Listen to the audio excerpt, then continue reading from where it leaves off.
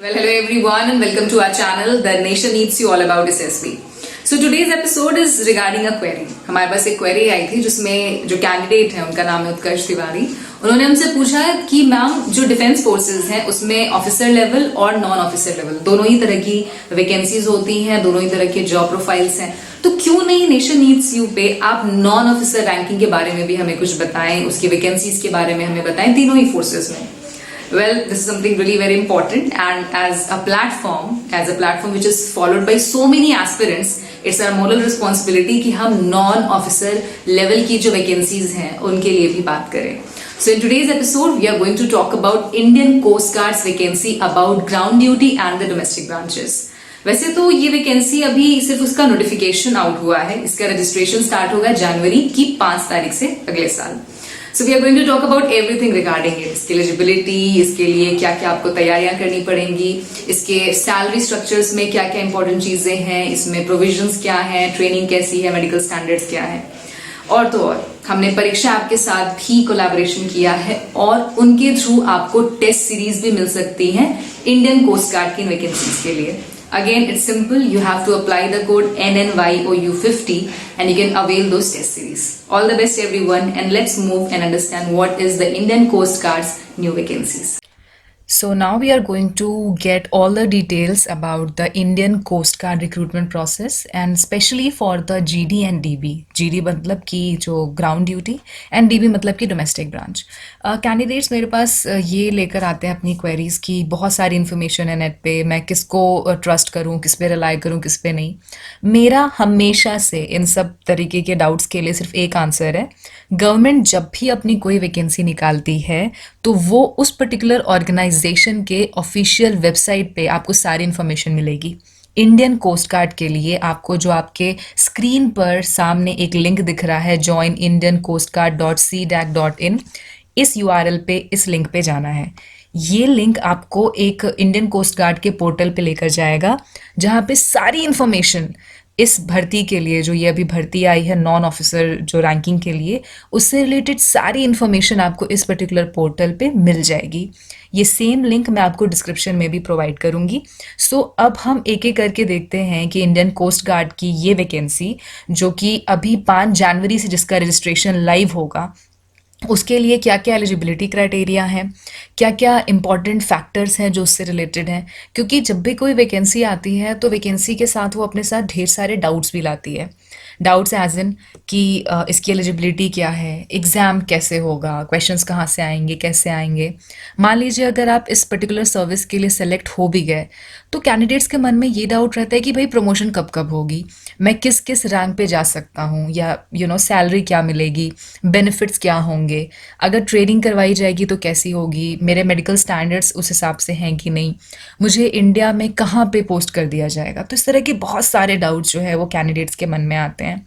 तो इन सभी डाउट्स का एक ही सोल्यूशन है, वो URL, वो लिंक जो अभी मैंने आपको थोड़ी देर पहले दिखाया, जो आपको इंडियन कोस्ट गार्ड के डायरेक्ट पोर्टल पे या वेबसाइट पे ले जाएगी. जब आप वहाँ पे जाएंगे, जब आप इंडियन कोस्ट गार्ड के वेबसाइट पे जाएंगे तो सबसे पहले इन्फॉर्मेशन आपको ये मिलेगी कि इस पर्टिकुलर वैकेंसी के लिए रजिस्ट्रेशन 5 जनवरी से 19 जनवरी के बीच में होगा, यानी कि अगले साल में ज़्यादा दिन अब रह नहीं गए हैं आइडियली. अच्छा, कैंडिडेट्स जो हैं वो एक गलती करते हैं यहाँ पे, एंड स्पेशली ये पर्टिकुलर जो वैकेंसी है जिसमें 12th पास आउट आपका होना ज़रूरी है, तो उन्हें लगता है कि मैं आराम से 6-7 तारीख तक या 10 तारीख तक ये फॉर्म भरूंगा. क्यों आप हमेशा लास्ट की डेट्स अपने लिए बचा के रखते हैं? आप सभी जानते हैं कि सभी लोग ऑनलाइन काम कर रहे हैं, हर चीज़ जो है वो नेट के थ्रू हो रही है. कौन जानता है कि लास्ट के दिनों में जब आप 15 तारीख को या 16 तारीख को जाएंगे ये फॉर्म भरने या रजिस्ट्रेशन करने, तो कौन जानता है कि उस वक्त वेबसाइट डाउन हो जाए या सर्वर आपके एरिया का रिस्पॉन्स करना छोड़ दे. तो मेरा सजेशन होगा कि अगर 5 तारीख को रजिस्ट्रेशन लाइव हो रहा है और अगर आप इंटरेस्टेड हैं इस पर्टिकुलर वैकेंसी के लिए, तो प्लीज़ आप बाद की डेट्स का वेट ना करें, शुरू की ही डेट्स में इसके लिए ज़रूर से अप्लाई करें. अब जो ये वैकेंसी है नाविक जनरल ड्यूटी या फिर डोमेस्टिक ब्रांच, देखिए GD और DB में एक चीज़ का अंतर है. GD 12th पास यानी कि जिन्होंने इंटरमीडिएट की परीक्षा दी है उनके लिए है. डोमेस्टिक ब्रांच जिसको कि हम DB कहते हैं वो उन लोगों के लिए है जो हाई स्कूल पास है. अब हम एक एक करके समझेंगे कि एज और एजुकेशनल एलिजिबिलिटी क्या है। सबसे पहले तो आपको 18 से 22 साल के बीच का होना होगा अगर आप नाविक जनरल ड्यूटी ब्रांच के लिए अप्लाई कर रहे हैं। अगर आप SC/ST के कैटेगरी को बिलोंग करते हैं तो आपको 5 साल का एज रिलैक्सेशन मिलेगा। और अगर आप OBC कोटा को बिलोंग करते हैं एंड द कंडीशन इज कि अगर कोई कुछ पोस्ट OBC के लिए रिजर्व्ड है तो वहाँ पे आपको 3 साल का रिलैक्सेशन मिलेगा। EWS कैंडिडेट्स के लिए कोई एज रिलैक्सेशन नहीं है और जनरल के लिए तो किसी भी तरीके का रिलैक्सेशन नहीं होता है। अब बात आती है एजुकेशनल क्वालिफिकेशन के लिए। आप 12वीं पास होने चाहिए और मैथ्स और फिजिक्स आपके सब्जेक्ट्स होने चाहिए, ये कंपलसरी है, अदरवाइज ये आपको एग्ज़ाम देने नहीं दिया जाएगा। अब हम बात करते हैं कि इसका सिलेक्शन प्रोसीजर क्या है। ब्रॉडली अगर मैं बताऊं तो नाविक जनरल ड्यूटी के लिए 4 स्टेप का या 4 स्टेजेस का सिलेक्शन प्रोसीजर है। हर स्टेज में आपको अलग अलग किस्म की टेस्टिंग आपकी करवाई जाएगी।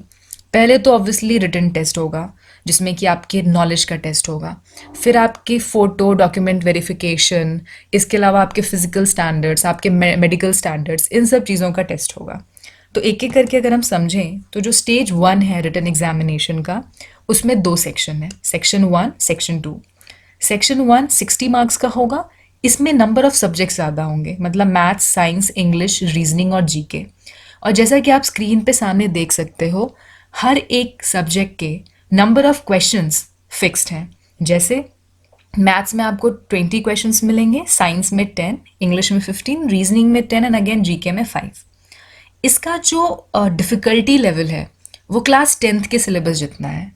और अगर मैं सेक्शन 2 की बात करूं जो कि 50 मार्क्स का है, इसमें थोड़ा सा आपको प्रिसाइज तैयारी करनी पड़ेगी। क्यों? क्योंकि इसमें मैथ्स और फिजिक्स सिर्फ 2 ही सब्जेक्ट हैं और इसका डिफ़िकल्टी लेवल क्लास 12th के मैथ्स और फिजिक्स के पैरेलल है।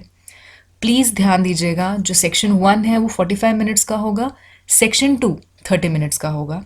हमेशा जब कभी भी आपके सामने नंबर ऑफ क्वेश्चन ज़्यादा हो और टाइम कम हो तो हमेशा अपने स्पीड पे काम करना चाहिए।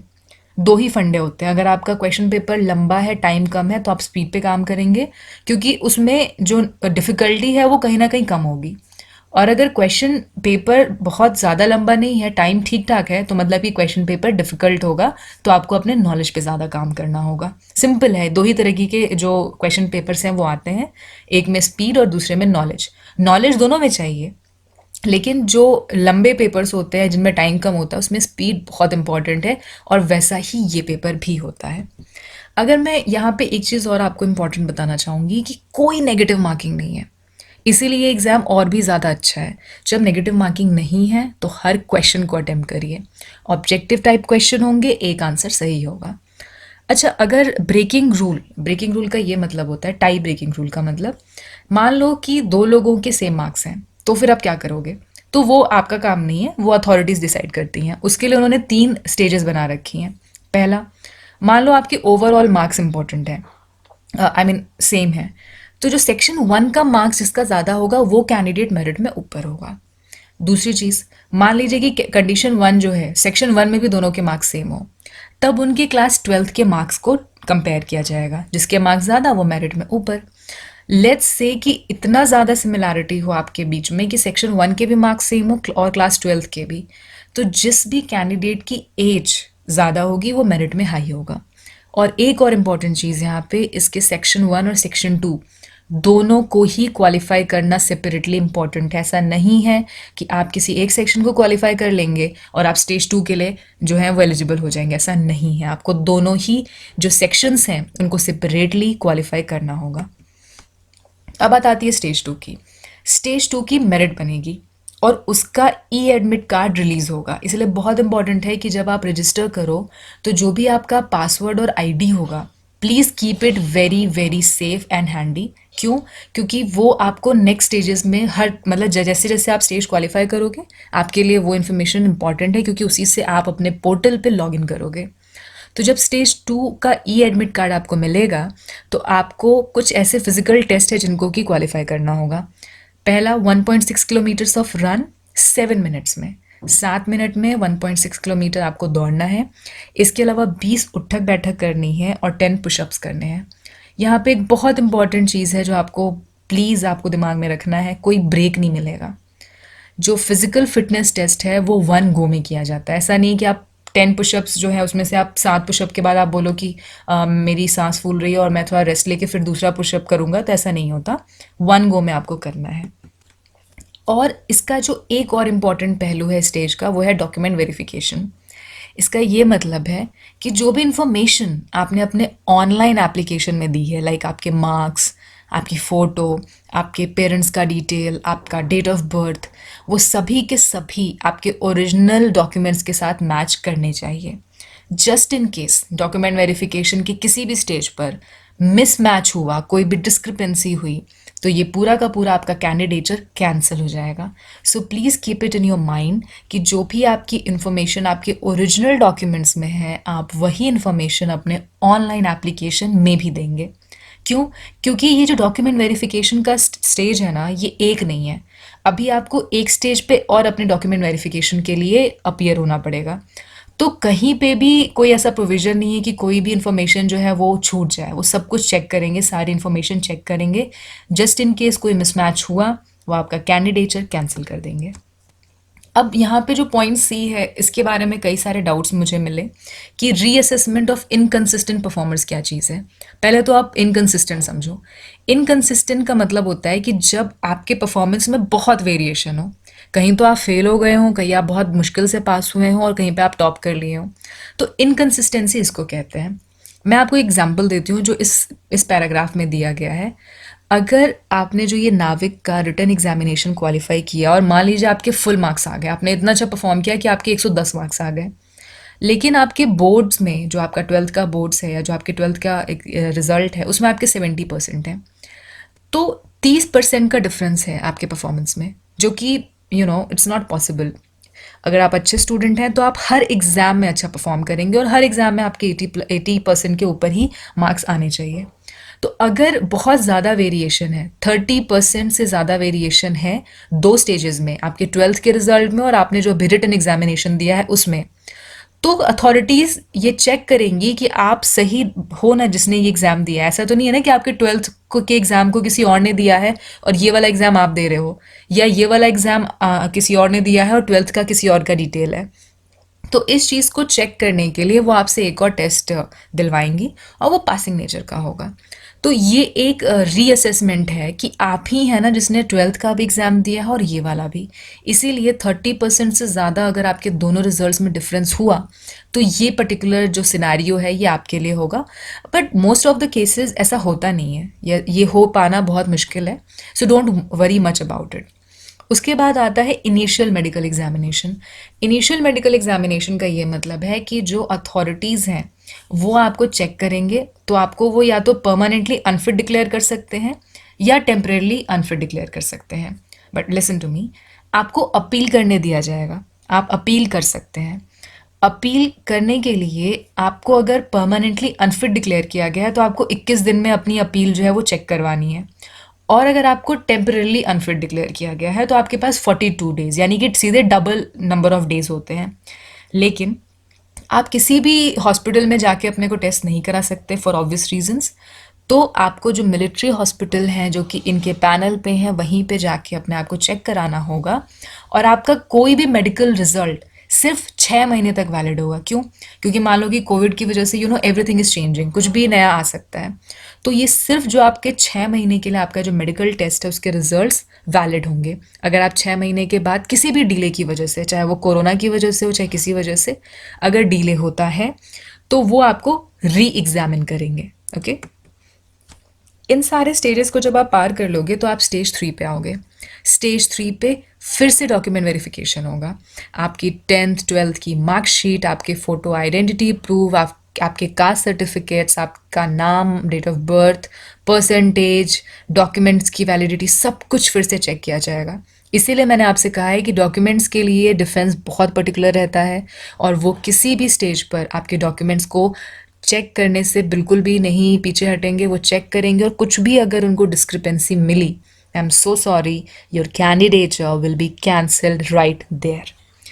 अब अगर मैं बात करूं कैसे ये स्टेज डिफरेंट है, तो ये स्टेज इस वजह से डिफरेंट है क्योंकि इस बार जो आपके मेडिकल टेस्ट होंगे वो आईएनएस चिल्का पे होंगे।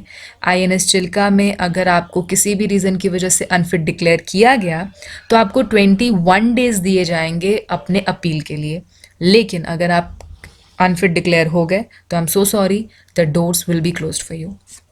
इसके अलावा police verification and other associated forms इस स्टेज के इम्पॉर्टेंट फैक्टर्स हैं। पुलिस वेरिफिकेशन क्यों? मान लो कि कोई ऐसा हो जिसके क्रिमिनल बैकग्राउंड्स हो या किसी के अगेंस्ट कोई क्रिमिनल प्रोसीडिंग्स चल रही हो और उसने अप्लाई कर दिया हो, तो या तो जहाँ से आप हो जो आपका डोमिसाइल है या जहाँ पे आप अभी रह रहे हो, इन दोनों ही जगहों में से किसी एक के पुलिस हेडक्वार्टर्स से या वहाँ के लोगों से, वहाँ का जो पुलिस डिपार्टमेंट है उनसे आपको एक वेरिफिकेशन करवाना होगा कि आपके अगेंस्ट किसी भी तरीके के कोई भी क्रिमिनल रिकॉर्ड स्टैंड नहीं करते। और अगर करेंगे तो आई एम सो सॉरी, आप पहली बात तो अप्लाई ही मत करो क्योंकि डिफेंस फोर्सेस जिनके फेयर कैरेक्टर और फेयर बैकग्राउंड्स होता है उन्हीं को लेती है। और आपके ओरिजिनल डॉक्यूमेंट्स भी सबमिट करवाए जाएंगे। क्यों? क्योंकि जो अथॉरिटीज़ हैं वो स्टेज 4 पे आपके सारे के सारे ओरिजिनल डॉक्यूमेंट्स को आपके यूनिवर्सिटीज़, बोर्ड्स या स्टेट गवर्नमेंट से वेरीफाई करवाएगी।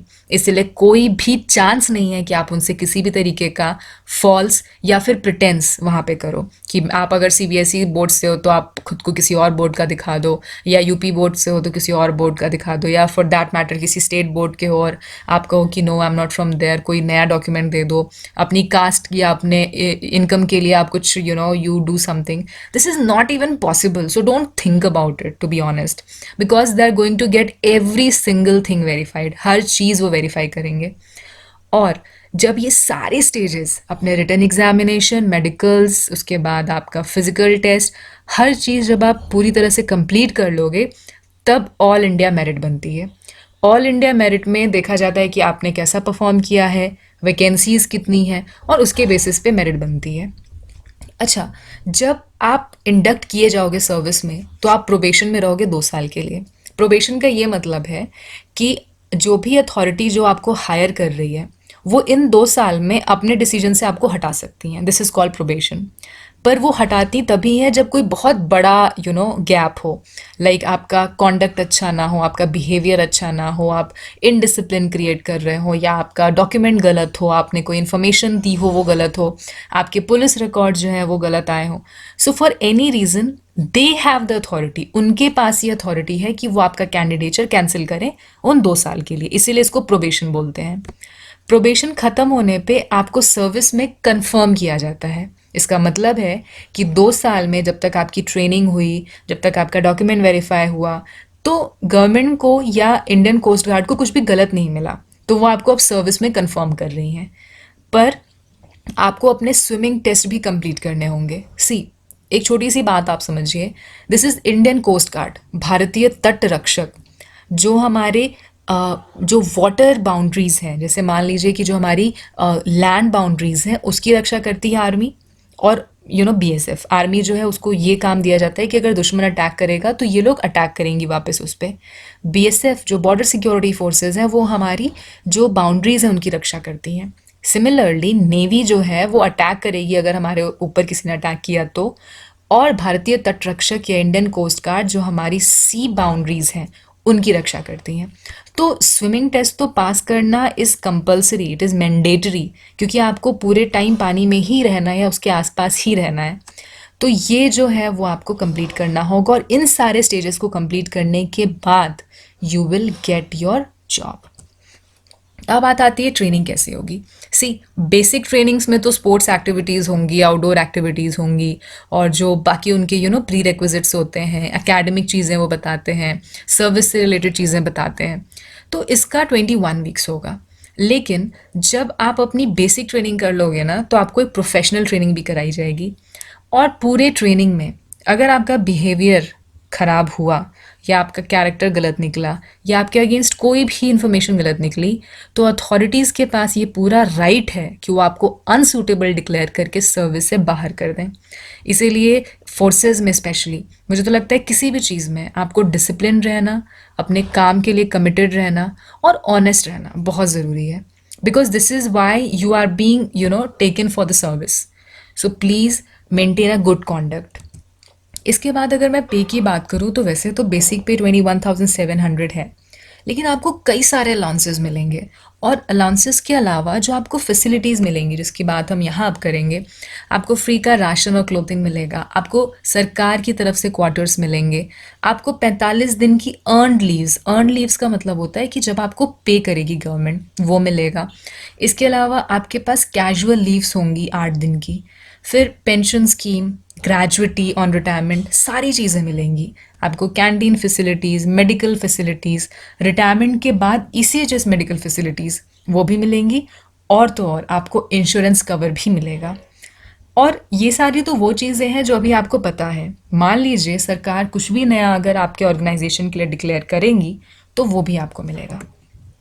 और अगर मैं करियर की बात करूं तो आप पहले नाविक बनते हैं, फिर उत्तम नाविक, प्रधान नाविक, अधिकारी, उत्तम अधिकारी और प्रधान अधिकारी। और हर एक स्टेज पे आपको कुछ साल के लिए सर्व करना पड़ेगा, तभी आप अपने प्रमोशन के लिए एलिजिबल होंगे। तो आपको अपने स्क्रीन पे दिख रहा होगा। अगेन मैं रिपीट कर रही हूँ, ये सारी इन्फॉर्मेशन इंडियन कोस्ट गार्ड के वेबसाइट पे आपको मिलेंगी, so please go and check it out. अब हमने सारी बातें तो कर ली कि क्या करना है। अगर कुछ लोगों ने पूछा था ड्यूटी क्या है, तो ड्यूटी यही है कि आपको शिप पे भी रहना पड़ सकता है, और या फिर सी एरिया के आसपास रहना पड़ सकता है, और जो भी ट्रेनिंग में आपको सिखाया जाएगा और जो स्पेशलाइजेशन आपको दी जाएगी वही आपको अपने ड्यूटी में भी करनी है। अब मॉडल क्वेश्चन पेपर, बात तो हमने कर ली कि भाई ये चीज़ें आती हैं, ये एग्ज़ाम है। आप प्रैक्टिस कहाँ से करो? मेरे पास आपके लिए 2 सजेशन है। पहला सजेशन, ये जो मॉडल क्वेश्चन पेपर है जो आपको वहीं मिलेगा वेबसाइट पे। प्रॉब्लम ये है कि ये सिर्फ एक है, तो मैंने फिर से आई थॉट कि हम इसको किस तरह से आगे लेके जा सकते हैं अगर आपको क्वेश्चन पेपर्स प्रैक्टिस करनी है। तो यहाँ पे रोल आता है परीक्षा के ऐप में जो सीरीज़ आई है specially for the Indian Coast Guard GD and DB branches. आप जाएं, वहाँ पे नेशन नीड्स यू का कोड NNYOU 50 लगाएं और आपको 50% डिस्काउंट मिलेगा। आप किसी भी चीज़ की प्रिपरेशन कर रहे हैं और आप प्रिपरेशन में कितने अच्छे हैं ये तभी पता चलता है जब आप उस पर्टिकुलर एग्ज़ाम के टेस्ट पेपर सॉल्व करते हैं। आपको पता चलता है कि आपका वीक एरिया क्या है, आपका स्ट्रॉन्ग एरिया क्या है, आप कैसे इम्प्रूव कर सकते हो, स्पीड कितनी अच्छी है। तो एक क्वेश्चन पेपर आपको सिर्फ यहाँ मिलेगा, पर एक question paper is not enough. तो इसलिए आपको प्रैक्टिस करनी पड़ेगी, और इसीलिए मैंने परीक्षा टीम को बोला कि आप कुछ करिए, कुछ परसेंटेज डाउन करिए अपने कोर्सेज का, और उन्होंने सीधे 50% डाउन कर दिया है। So please go and check it out. All the best to each one of you who is watching it. If you are interested, अगर आपको इंटरेस्ट है, आप 12th पास आउट हैं, तो इसको भरें और अपने इस पर्टिकुलर एग्ज़ाम के लिए परीक्षा ऐप पे NNYOU कोड 50 अवेल कर सकते हैं आप। And all the best to all of you. Take care everyone, and the nation needs you.